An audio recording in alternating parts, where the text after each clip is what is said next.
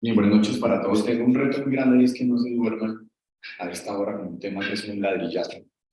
Pero haré lo posible por una presentación lo más amena y rápida que se pueda.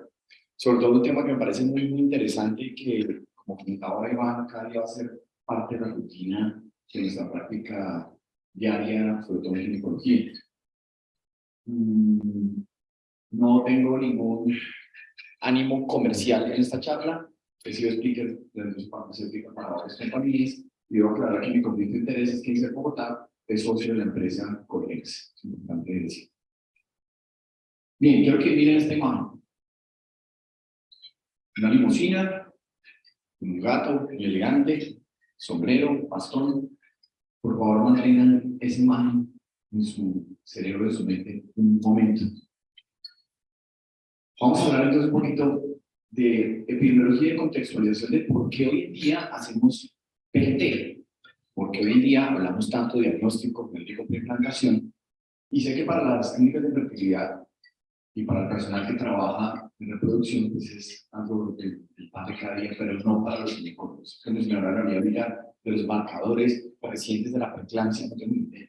Entonces es un grupo diverso. Traté de hacer una presentación un poco más sencilla y más entendible y no meterme en los mares profundos del metaanálisis para que sea un poco más amena la presentación.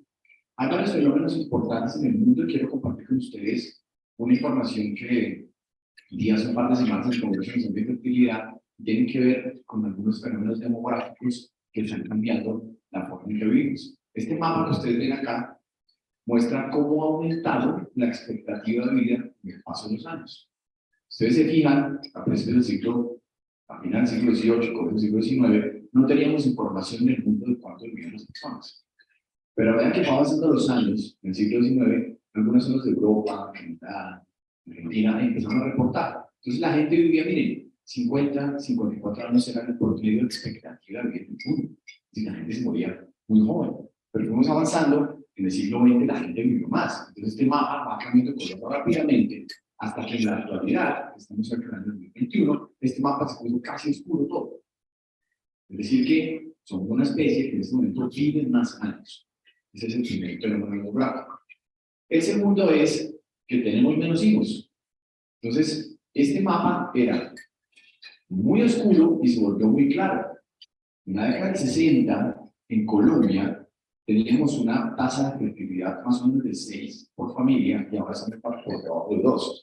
Y el mundo en general, si ustedes se fijan, tiende a tener muchos menos hijos, excepto en zonas un poco subdesarrolladas y económicas como África, subsahariana sobre todo. En esos países aún siguen teniendo muchos hijos por familia. Y la proyección en el mundo es hacia abajo. Si miramos las cifras estimadas para el año 2050, la mayoría de los países y regiones geográficas van a tener menos de 2 hijos por familia, incluso llegando a una tasa peligrosa donde ya se pone en peligro la repoblación, es decir, muy seguramente vamos a tener un decrecimiento, palabra que está tan de moda, en la población por este fenómeno demográfico importante. Como les decía, en Colombia, ¿qué pasa? Teníamos muchos hijos, 6, 7 hijos por familia, y esto ocurrió hasta principios incluso del siglo anterior. ¿Cuándo cambió? Yo creo que cuando la mujer empezó a planificar, consideró que la prioridad de su vida no la teníamos en otras cosas. Hoy en día en Colombia, las parejas, las familias tienen cerca de 2 hijos por familia. ¿Qué pasa entonces en el mundo? Y esto tiene que ver con la edad materna al momento del primer embarazo. Es decir, las mujeres se embarazan más grandes, por no usar otra palabra. Pero entonces se fijan en África y algunas zonas de Latinoamérica todavía hay una problemática para los adolescentes donde las personas se embarazan y se embarazan jóvenes, pero en países desarrollados se embarazan más grandes. ¿Qué pasa en Estados Unidos? Miren la tasa de embarazo de la edad al momento del primer embarazo. En el 80 era más o menos los 18 o 20 años, pero a medida que avanzó el tiempo, va aumentando. En Europa, miren esta cifra, casi que 30 años en algunos países es la edad promedio del primer embarazo. Y los países de la OCDE, este puntico blanco es el año 2000 y la barra azul al final es el año 2020. También ha aumentado progresivamente la edad en la que se embarazan las mujeres por primera vez. ¿Y qué pasa si las mujeres estudian? ¿Estudian más que los hombres? Sí, estudian más que los hombres. Si ustedes se fijan acá, hay una comparación en el año 1970 entre hombres y mujeres.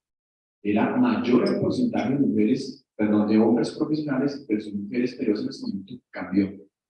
Y si lo segmentamos por edad, eso es aún más marcado. 36% de hombres versus 46% de mujeres. Y en el mundo, el fenómeno es el mismo. Es decir, las mujeres estudian más que los hombres. Es una gráfica que muestra, esta es la línea comparativa, es el hombre. El mundo es la línea roja. África siempre está un poquito por debajo. Y los países de altos ingresos están por encima. Y las mujeres están por encima de los hombres en tasas de estudio. Pero ¿qué pasa entonces? Las mujeres estudian más. Pues que se embarazan más tarde. A la izquierda está el mapa de Estados Unidos de las mujeres que no tienen grado de profesional y se embarazan más o menos a los 23.8 años. Mientras que a la derecha, en el mapa verde, se embarazan a los 20.3 cuando sí tienen un grado universitario. ¿Qué pasa en Latinoamérica? En esta gráfica tan interesante. Año 1990, año 2019. En 1990, la mayoría de pacientes que hacían tratamientos de fecundación in vitro eran pacientes que tenían menos de 35 años. Pero esa cifra ha cambiado dramáticamente y si nos vamos al otro extremo de la gráfica, se van a dar cuenta que ahora el 74% de los tratamientos de in vitro que hacemos son en pacientes por encima de los 35 años. Hasta ahí todo va bien, pero entonces empieza a aparecer todo el fenómeno biológico de la mujer. Y es que a medida que la mujer tiene más años, pues genera embriones aneuploides. Entonces la tasa de aneuploidía aumenta con la edad. Es decir, que tenemos más abortos, más niños genéticamente enfermos y más dificultades para embarazarnos. Eso sumado a la reserva ovárica, que esto es algo que los ginecólogos sabemos, pero lo olvidamos muy rápido. Una mujer tiene más o menos 350.000 óvulos en su pubertad. 350.000. Pero miren que a los 25 años ya se ha gastado más de la mitad. Y este es el pico de fertilidad de la mujer, los 25 años. A los 35 años le quedan 30.000, o sea, el 10% de lo que tenían. Y a los 40 años, el 3% de los óvulos.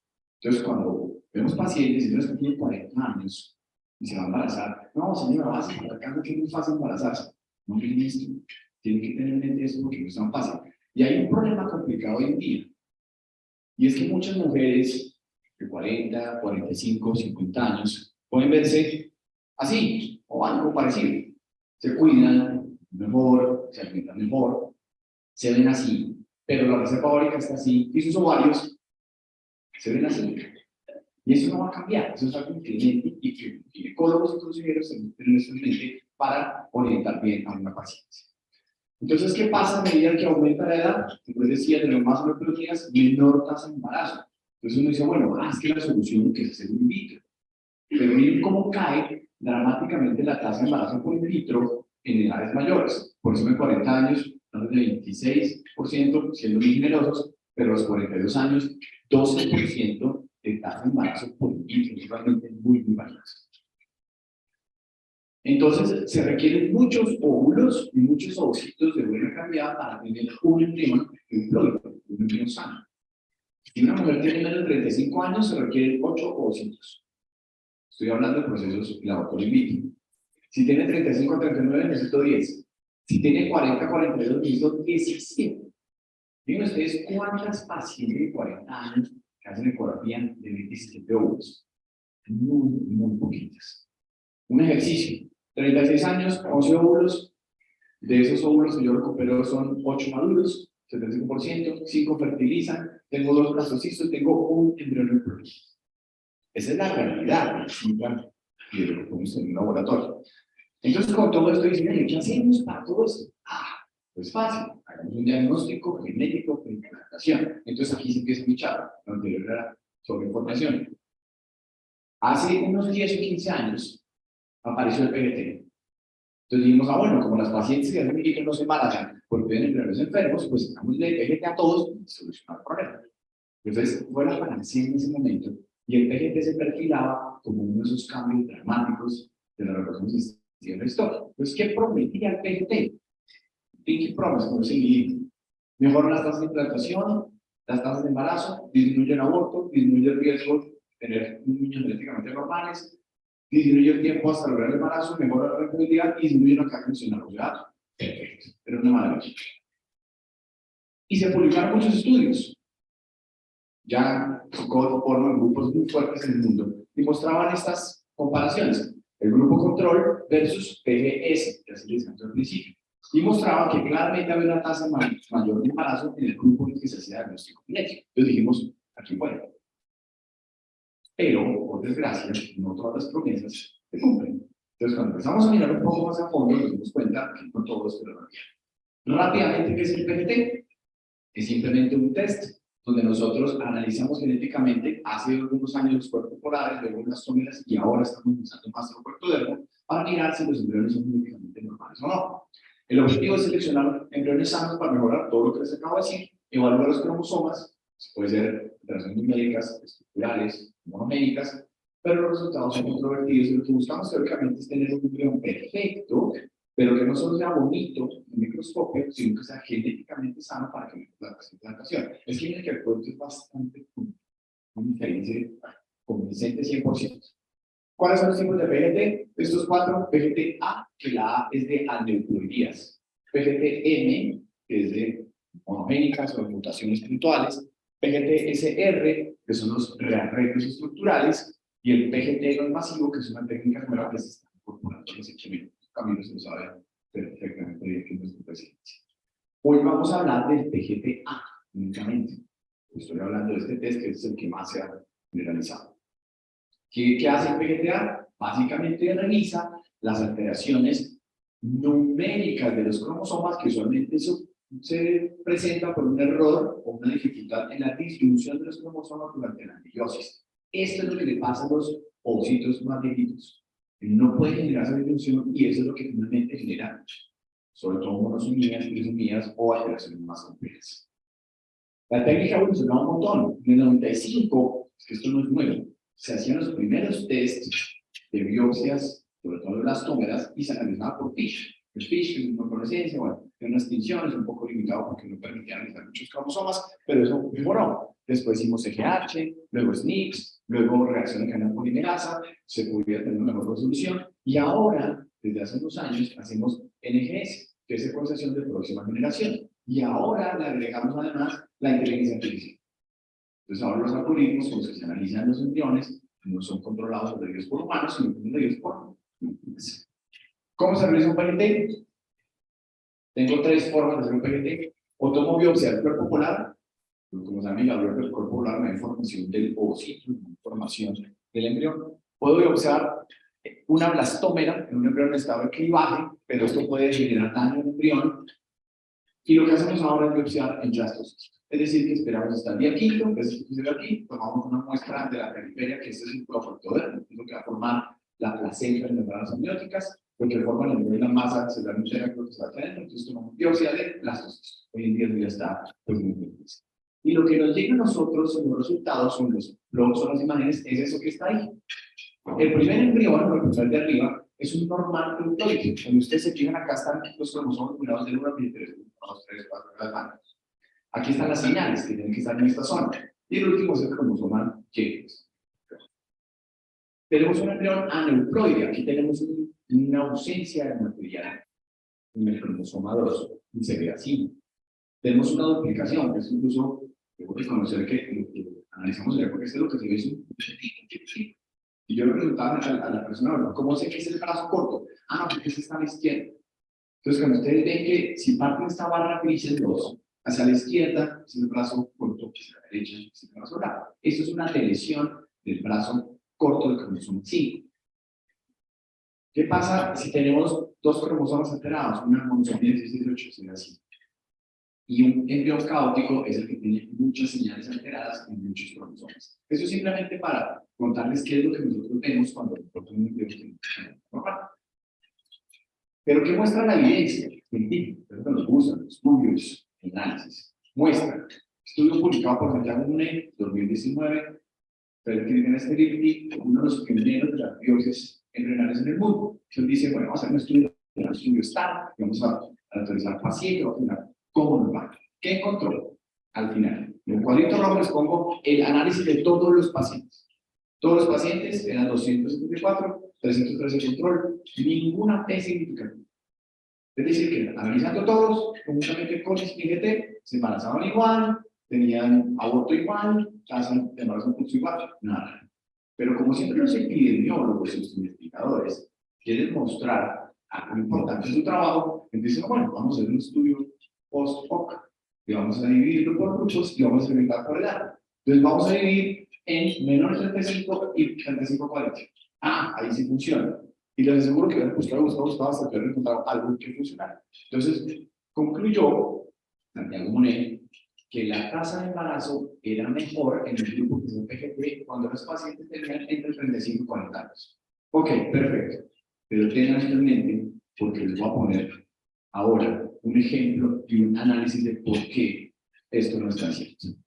Van dos cosas que recuerden, el gato y esto. Estudio retrospectivo, un montón de pacientes, claro.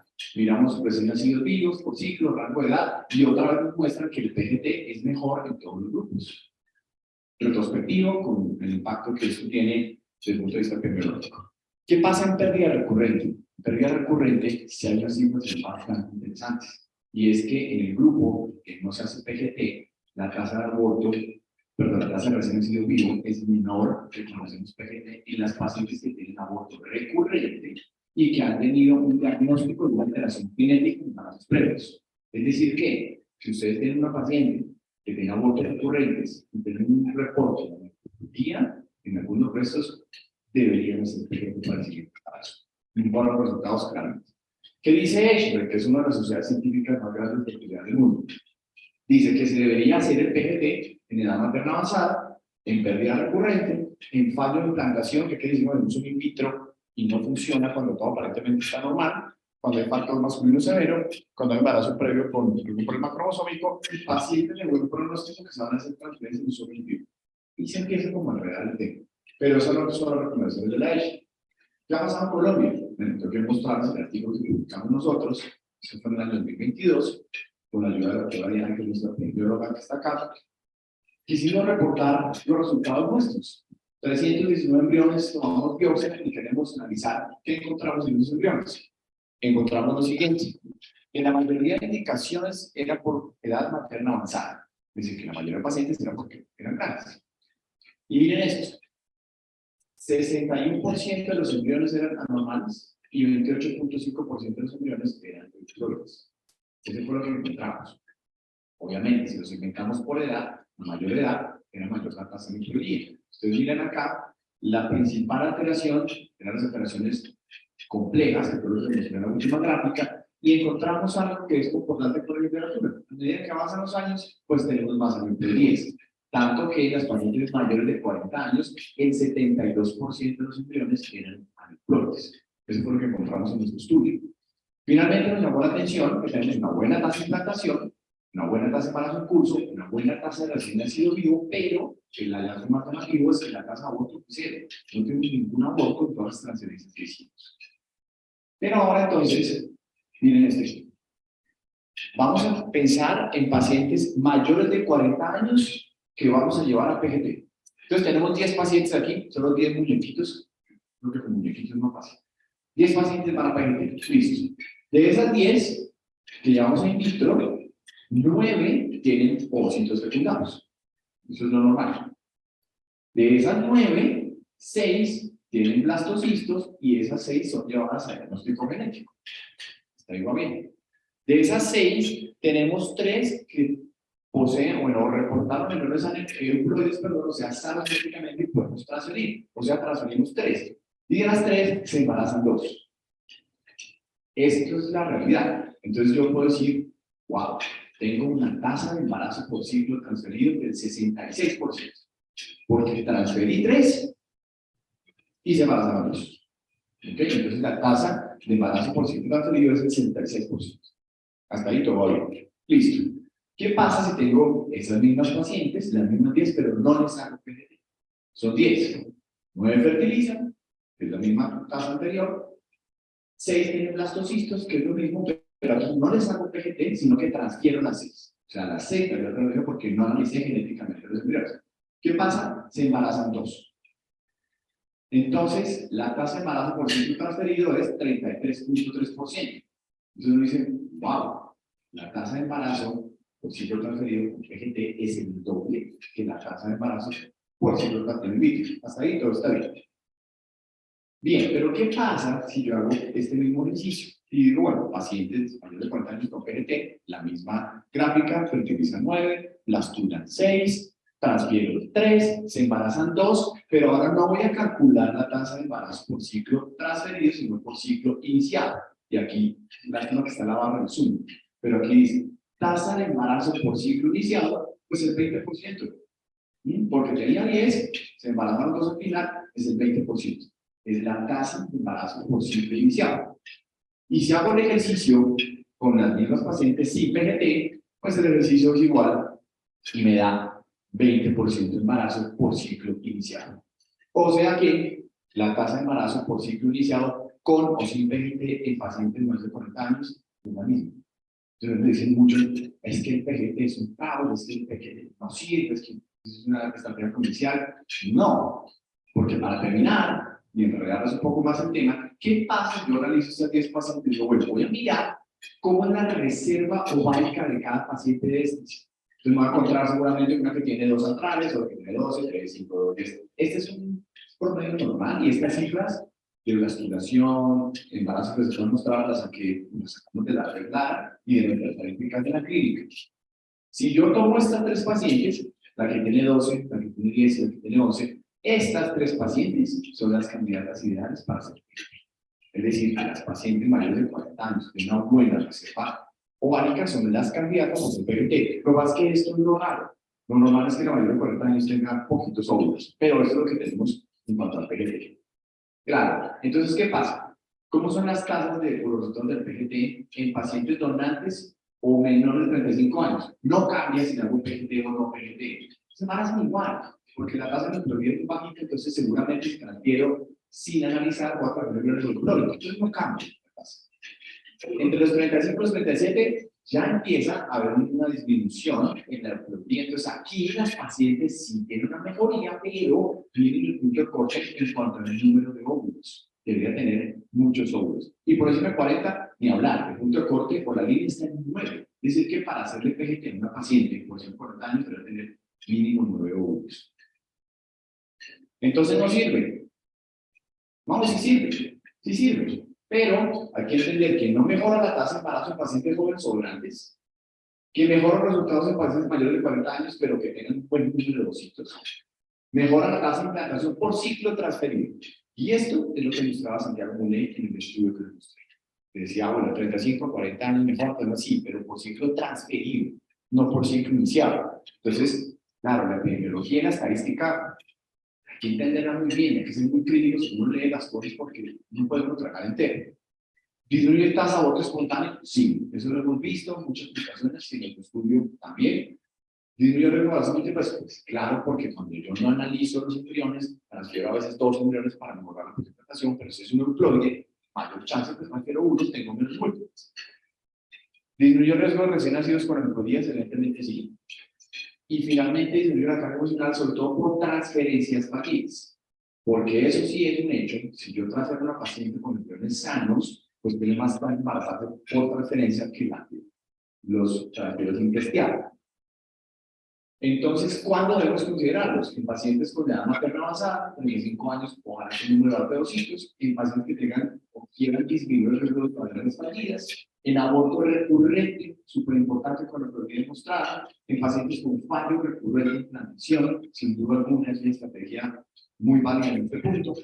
En factor masculino severo y o fragmentación de DNA, eso lo voy a dejar ahí interrogado porque la fragmentación está por demostrar si o no. Y finalmente, pacientes de morfología para C, en amarillo o rojo, lo dejo selección de sexo, porque obviamente tiene unas implicaciones éticas muy profundas por cierto personaje no deberían ser PGT con la única o el único motivación de saber cuál es el sexo de los individuos.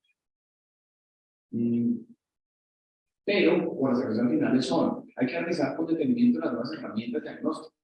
No es que el PGT no sirva, sí sirve, pero tiene explicaciones precisas y no es la panacea como un invento en esa manera.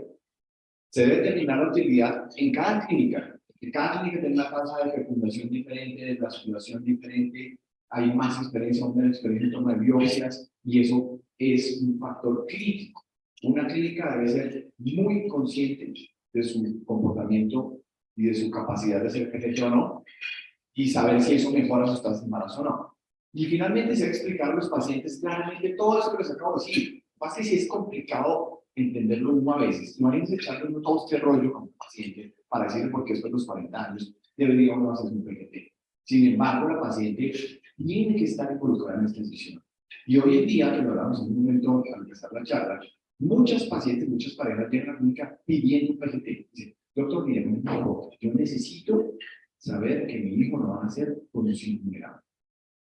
Es respetable, no, es realmente el deseo del paciente. Y yo creo que la genética del futuro probablemente puede ir en esa dirección. Entonces también, y creo que es un punto importantísimo, contar con la autocrítica de la clínica, pero también con el concepto del paciente.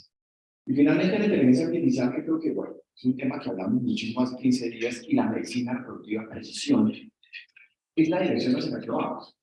No todos los pacientes iguales, hay que mirar casos individuales, y sin duda alguna, la inteligencia artificial está dando una ventana grandísima para disminuir el humano y mejorar los algoritmos que hacemos para implementar el PGT.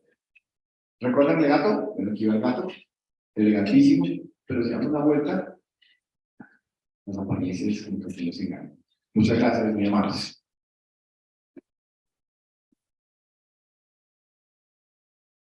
Bien, buenas noches para todos. Tengo un reto muy grande y es que no se duerman a esta hora con un tema que es un ladrillazo. Pero haré lo posible por una presentación lo más amena y rápida que se pueda. Sobre todo un tema que me parece muy, muy interesante y que, como comentaba Iván, cada día va a ser parte de la rutina de nuestra práctica diaria, sobre todo en ginecología. No tengo ningún ánimo comercial en esta charla. He sido speaker de dos farmacéuticas para varias compañías y debo aclarar que mi conflicto de interés es que en Bogotá es socio de la empresa Corex. Es importante decir. Bien, quiero que miren esta imagen. Una limusina, un gato muy elegante, sombrero, bastón. Por favor, mantengan esa imagen en su cerebro, en su mente, un momento. Vamos a hablar entonces un poquito de epidemiología y contextualización de por qué hoy en día hacemos PGT, porque hoy en día hablamos tanto de diagnóstico, médico, preimplantación, y sé que para las clínicas de fertilidad y para el personal que trabaja en reproducción, pues es algo del pan de cada día, pero no para los ginecólogos. Que mencionaba la realidad mira, de los marcadores recientes de la preeclampsia, no tengo ni idea. Entonces es un grupo diverso, traté de hacer una presentación un poco más sencilla y más entendible y no meterme en los mares profundos de los metaanálisis para que sea un poco más amena la presentación.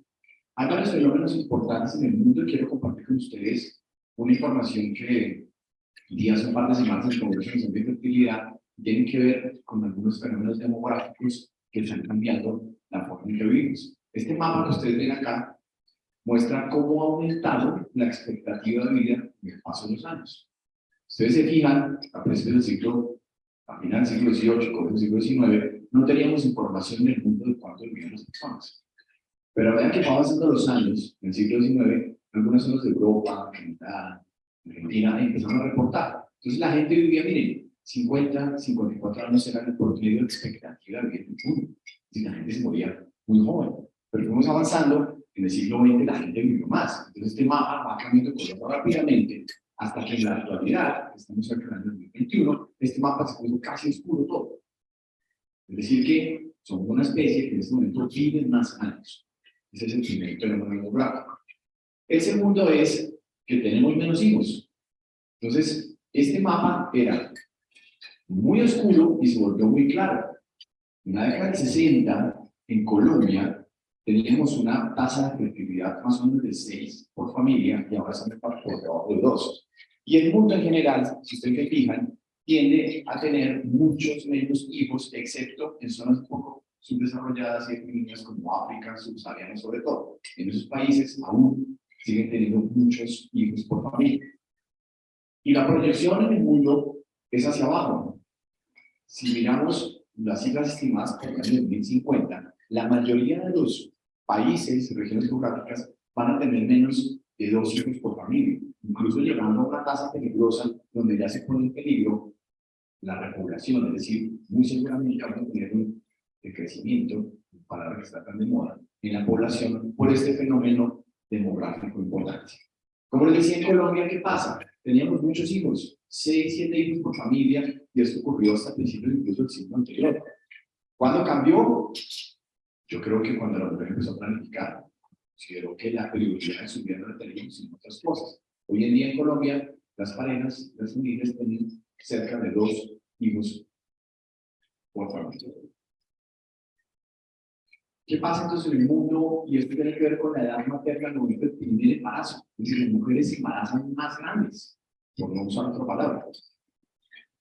Pero entonces se fijan en África y algunas zonas de Latinoamérica todavía hay una problemática para los adolescentes donde las personas se embarazan y se embarazan jóvenes, pero en países desarrollados se embarazan más grandes. ¿Qué pasa en Estados Unidos? Miren la tasa de embarazo de la edad al momento del primer embarazo. En el 80 era más o menos los 18 o 20 años, pero a medida que avanza el tiempo, va aumentando. En Europa, miren esta cifra, casi que 30 años en algunos países es la edad promedio del primer embarazo. Y los países de la OCDE, este puntico blanco es el año 2000 y la barra azul al final es el año 2020. También ha aumentado progresivamente la edad en la que se embarazan las mujeres por primera vez. ¿Y qué pasa si las mujeres estudian? ¿Estudian más que los hombres? Sí, estudian más que los hombres. Si ustedes se fijan acá, hay una comparación del año 1970 entre hombres y mujeres. Era mayor el porcentaje de mujeres, perdón, de hombres profesionales versus mujeres, pero eso en este momento cambió. Y si lo segmentamos por edad, eso es aún más marcado. 36% de hombres versus 46% de mujeres. Y en el mundo, el fenómeno es el mismo. Es decir, las mujeres estudian más que los hombres. Es una gráfica que muestra, la línea comparativa es el hombre, el mundo es la línea roja, África siempre está un poquito por debajo, y los países de altos ingresos están por encima, y las mujeres están por encima de los hombres en tasas de estudio. ¿Pero qué pasa entonces si las mujeres estudian más? Pues que se embarazan más tarde. A la izquierda está el mapa de Estados Unidos de las mujeres que no tienen grado de profesional y se embarazan más o menos a los 23.8 años. Mientras que a la derecha, en el mapa verde, se embarazan a los 20.3 cuando sí tienen un grado universitario. ¿Qué pasa en Latinoamérica? En esta gráfica tan interesante. Año 1990, año 2019. En 1990, la mayoría de pacientes que hacían tratamientos de fecundación in vitro eran pacientes que tenían menos de 35 años. Pero esa cifra ha cambiado dramáticamente y si nos vamos al otro extremo de la gráfica, se van a dar cuenta que ahora el 74% de los tratamientos de in vitro que hacemos son en pacientes por encima de los 35 años. Hasta ahí todo va bien, pero entonces empieza a aparecer todo el fenómeno biológico de la mujer. Y es que a medida que la mujer tiene más años, pues genera embriones aneuploides. Entonces la tasa de aneuploidía aumenta con la edad. Es decir, que tenemos más abortos, más niños genéticamente enfermos y más dificultades para embarazarnos. Eso sumado a la reserva ovárica, que esto es algo que los ginecólogos sabemos, pero lo olvidamos muy rápido. Una mujer tiene más o menos 350.000 óvulos en su pubertad. 350.000. Pero miren que a los 25 años ya se ha gastado más de la mitad. Y este es el pico de fertilidad de la mujer, los 25 años. A los 35 años le quedan 30.000, o sea, el 10% de lo que tenían. Y a los 40 años, el 3% de los óvulos. Entonces, cuando vemos pacientes y que tienen 40 años y se van a embarazar, no, señora, básica, acá no es muy fácil embarazarse. No miren esto. Tienen que tener en mente eso porque no es tan fácil. Y hay un problema complicado hoy en día. Y es que muchas mujeres de 40, 45, 50 años pueden verse así o algo parecido. Se cuidan mejor, se alimentan mejor, se ven así, pero la reserva ovárica está así y sus ovarios se ven así. Y eso no va a cambiar, eso es algo increíble y que ginecólogos y consejeros se meten en eso en mente para orientar bien a una paciente. Entonces, ¿qué pasa a medida que aumenta la edad? Como les decía, tenemos más oportunidades, menor tasa de embarazo. Entonces uno dice, bueno, es que la solución que es hacer un in vitro. Pero miren cómo cae dramáticamente la tasa de embarazo por in vitro en edades mayores. Por eso en 40 años, estamos de 26%, siendo muy generosos, pero a los 42 años, 12% de tasa de embarazo por in vitro, es realmente muy, muy valioso. Entonces, se requieren muchos óvulos y muchos ovocitos de buena calidad para tener un embrión diploide, un embrión sano. Si una mujer tiene menos de 35 años, se requieren 8 ovocitos. Estoy hablando de procesos de laboratorio in vitro. Si tiene 35 a 39, necesito 10. Si tiene 40 a 42, necesito 17. Díganme ustedes cuántas pacientes de 40 años que hacen ecografía de 17 óvulos. Muy, muy poquitas. Un ejercicio. 36 años, 11 óvulos. De esos óvulos que yo recupero son 8 maduros, 75%, 5 fertilizan, tengo 2 blastocitos, tengo un embrión reproductivo. Esa es la realidad, y de lo que podemos en un laboratorio. Entonces, con todo esto dicen, ¿qué hacemos para todo esto? Pues fácil, hagamos un diagnóstico genético de implantación. Entonces, aquí se empieza mi charla, lo anterior era sobre información. Hace unos 10 o 15 años apareció el PGT. Entonces dijimos, bueno, como las pacientes que hacen hijos no se embarazan porque tienen embriones enfermos, pues damos de PGT a todos y solucionar el problema. Entonces fue la panacea en ese momento y el PGT se perfilaba como uno de esos cambios dramáticos de la relación existente en la historia. Entonces, ¿qué prometía el PGT? Pinky Promise, como se dice, mejora las tasas de implantación, las tasas de embarazo, disminuye el aborto, disminuye el riesgo de tener niños genéticamente normales, disminuye el tiempo hasta lograr el embarazo, mejora la reproductividad y disminuye la carga emocional. O sea, perfecto, era una maravilla. Y se publicaron muchos estudios. Ya Scott forman grupos muy fuertes en el mundo y mostraban estas comparaciones. El grupo control versus PGS, que así les canto al principio. Y mostraba que claramente había una tasa mayor de embarazo en el grupo en el que se hacía diagnóstico genético. Entonces dijimos, aquí bueno. Pero, por desgracia, no todas las promesas se cumplen. Entonces, cuando empezamos a mirar un poco más a fondo, nos dimos cuenta que no todo esto era realidad. Rápidamente, ¿qué es el PGT? Es simplemente un test donde nosotros analizamos genéticamente hace algunos años los cuerpos polares, luego las tómeras y ahora estamos usando más el cuerpo dermo para mirar si los embriones son genéticamente normales o no.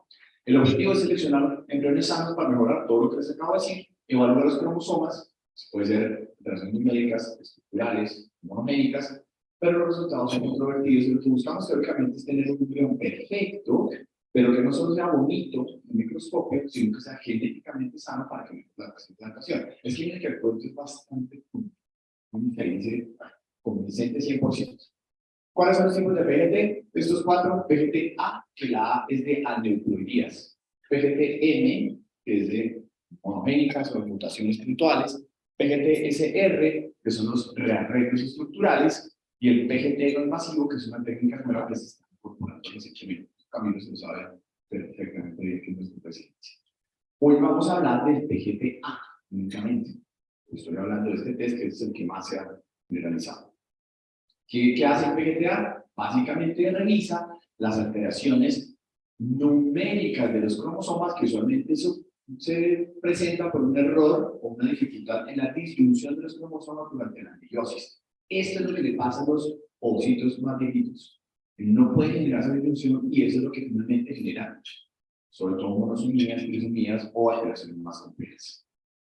La técnica evolucionó un montón. En el 95, es que esto no es nuevo, se hacían los primeros tests de biopsias, sobre todo de las tómeras, y se analizaba por FISH. El FISH es una fluorescencia, bueno, tiene una extinción, es un poco limitado porque no permitía analizar muchos cromosomas, pero eso mejoró. Después hicimos CGH, luego SNPs, luego reacción de cadena polimerasa, se podía tener una mejor resolución, y ahora, desde hace unos años, hacemos NGS, que es secuenciación de próxima generación, y ahora le agregamos además la inteligencia artificial.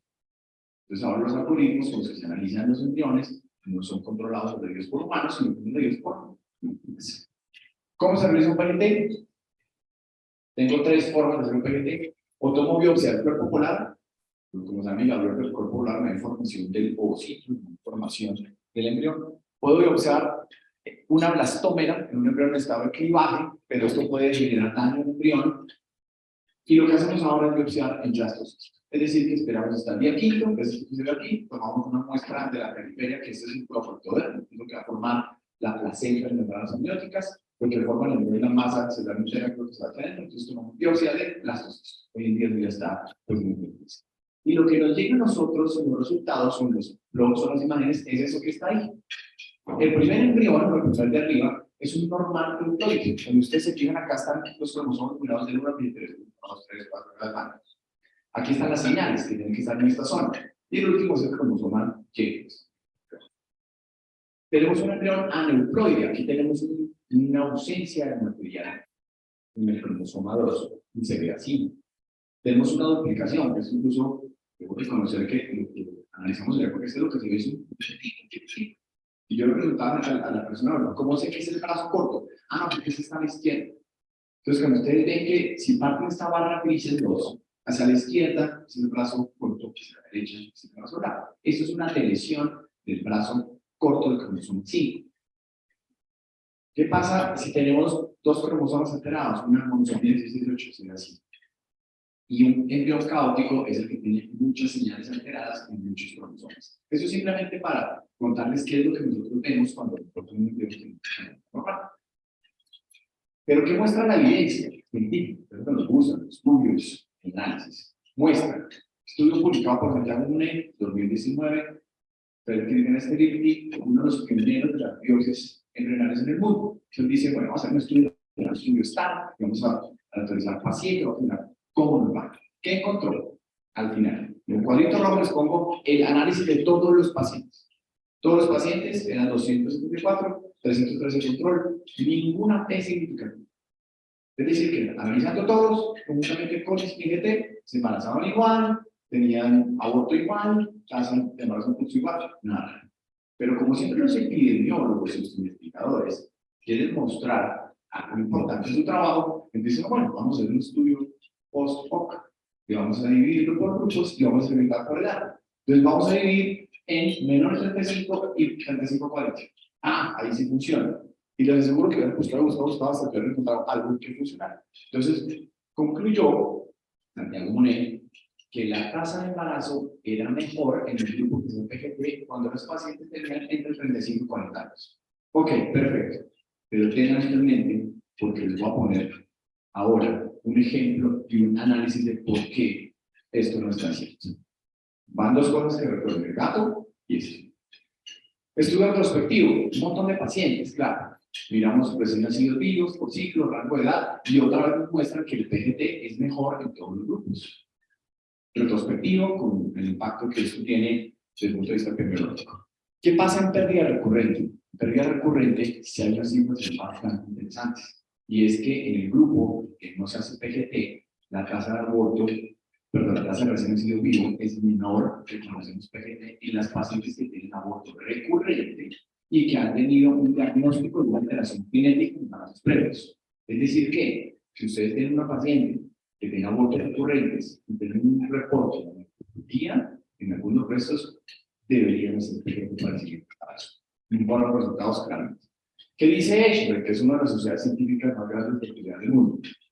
Dice que se debería hacer el PGT en edad materna avanzada, en pérdida recurrente, en fallo de implantación, que quiere decir, bueno, uso in vitro y no funciona cuando todo aparentemente está normal, cuando hay factor masculino severo, cuando hay embarazo previo con algún problema cromosómico, y pacientes de buen pronóstico que se van a hacer transferencias de uso in vitro. Y se empieza como a enredar el tema. Pero eso no son las recomendaciones de la ESH. ¿Qué ha pasado en Colombia? Bueno, tengo que mostrarles el artículo que publicamos nosotros, eso fue en el año 2022, con la ayuda de la doctora Diana, que es nuestra bióloga que está acá.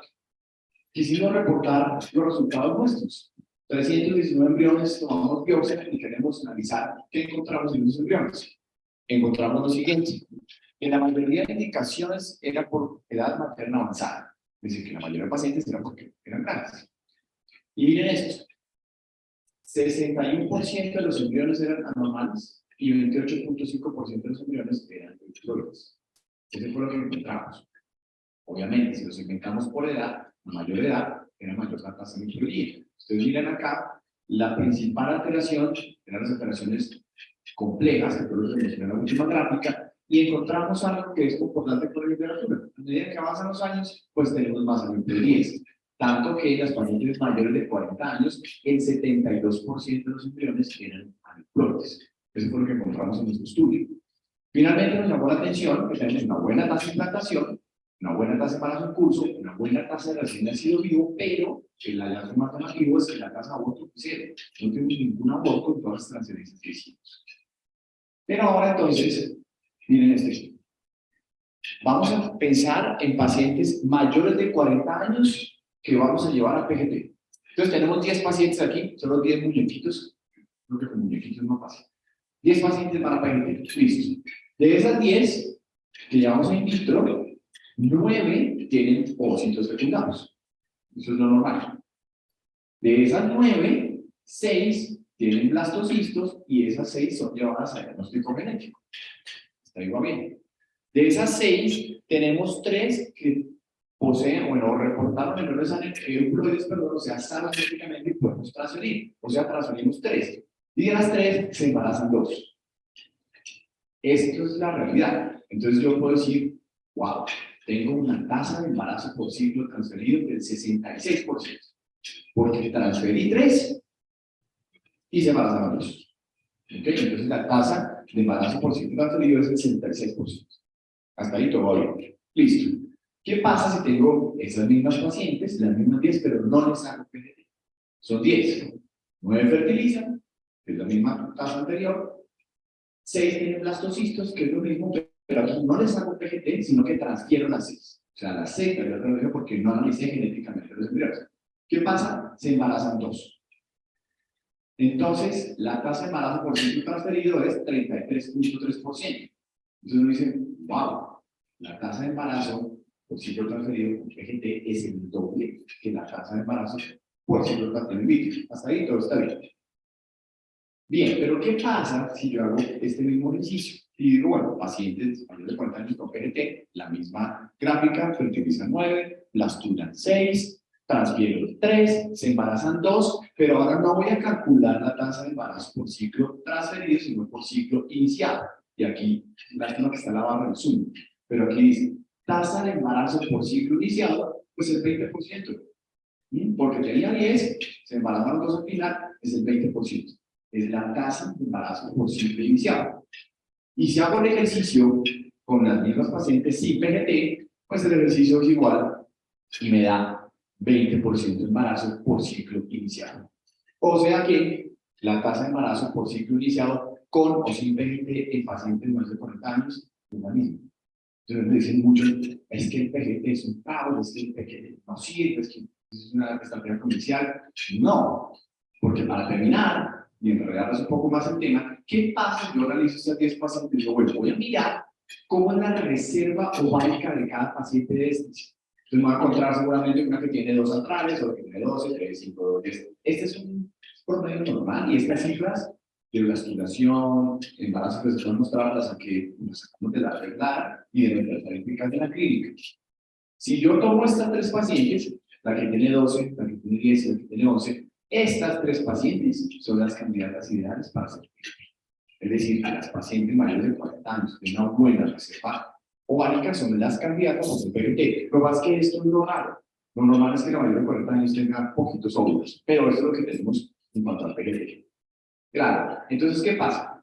¿Cómo son las tasas de ovulación del PGT en pacientes donantes o menores de 35 años? No cambia si hago PGT o no PGT. Se embarazan igual, porque la tasa de neutralidad es bajita, entonces seguramente si transfiero sin analizar o a través de los entonces no cambia la tasa.